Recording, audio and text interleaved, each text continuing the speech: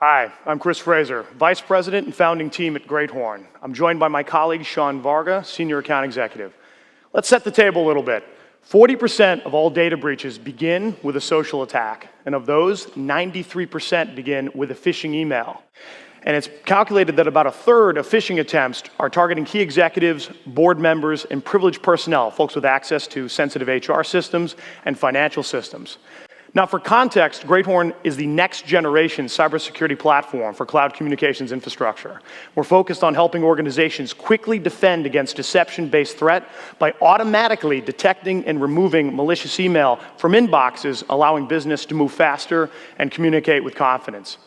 Now, though email continues to be the most prevalent form of communication, the threat surface is both expanding and deepening, and folks here may be seeing an uptick in attacks, well-crafted ones, that are resulting in things like fraudulent wire transfers and W-2 theft, for example. Now, your focus, my focus, all of our focus should be on building strong client relationships, making money, building brand, and if we're having to worry about getting tricked over email, that's going to get in the way of those things. Now, in the physical world, I know what this guy looks like and sounds like, and it's easy to spot something suspicious. Like, for example, putting on Robin glasses. I trust Sean every single day to perform highly sensitive business tasks, and I'm highly responsive, even conditioned to giving him what he needs when he asks. But here's the rub. Over email, this is a lot harder. And it's this exploitation of trust is why this attack surface is the root cause of more than 90% of data breaches and big money losses. Let's show you what this looks like in the wild. So Sean, for the purposes of this demonstration, I'm actually going to have him put back on his glasses. He's fake Sean for the rest of this presentation. And Sean here is going to send me a door knock, pressing me urgently about an invoice that needs prompt payment. Now, most of everyone in the audience is accustomed to security acting as a business blocker, getting in the way, slowing things down, and we're trying to change that paradigm. Now, we're going to show you in 5 minutes, and without changing MX records, impacting mail delivery, we can apply scalable and automated protection for these and other types of social engineering attacks. So we're going to log into the dashboard, and the setup here is as simple as having an admin take their super credentials, plug in, and in less than 5 minutes begin reading data and analyzing all events across the organization.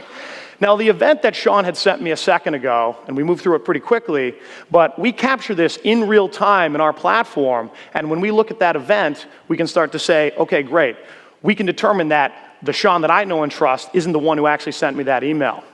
Now, the GreatHorn platform is showing me that I, Chris, have not received email from this particular Sean before, nor is anyone else in the GreatHorn data set.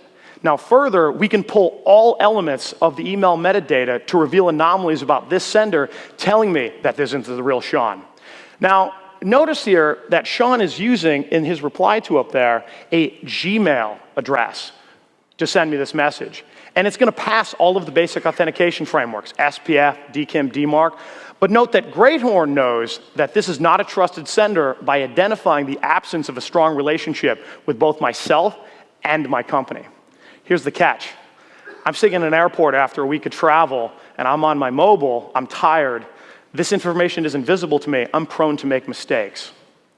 Now, everything that GreatHorn does to detect these kinds of threats stems off our policy engine, where a set of configurable playbooks take on the role of a virtual information security analyst, looking at every single message that my organization receives, compares it to the social graph and machine learning platform that we run in the cloud, and helping identify these kinds of threats in real time, and taking automated actions such as removing the message from the inbox, quarantining, deletion, alerting security admin, and end users alike. Now, this particular policy, we're clicking on here, is combining what we know to be a known display name spoof with a low social graph score. And then it automatically is going to flag those messages, alert the InfoSec team, and remove them from the inbox at the moment of detection. And we can send customized end-user notifications to educate them in the moment. And this is what that looks like for a recipient receiving mail. So look closely. The actual spoof message from Sean looks very real. The signature is perfectly correct, no grammatical errors, no presence of malicious links or malware. Now, most users tend to fall for these things even if they had training. Notice something else, though. We've added a nice bright red banner that is going to warn me that this isn't the Sean that I know and do business with in the moment. Now, most companies, and many of you, do invest in anti-phishing training, but we like to think of anti-phishing training as sound advice from the fire department telling you and your family not to hide under a bed in the event of a fire. You're still going to need something to wake you up at 3 a.m., however, to let you know that there is a fire. And you can think of us as the alarm going off at 3 a.m. Now, today's attackers are using a combination of threat surfaces and techniques to get to folks' credentials, access to accounts, get them to make wire transfers.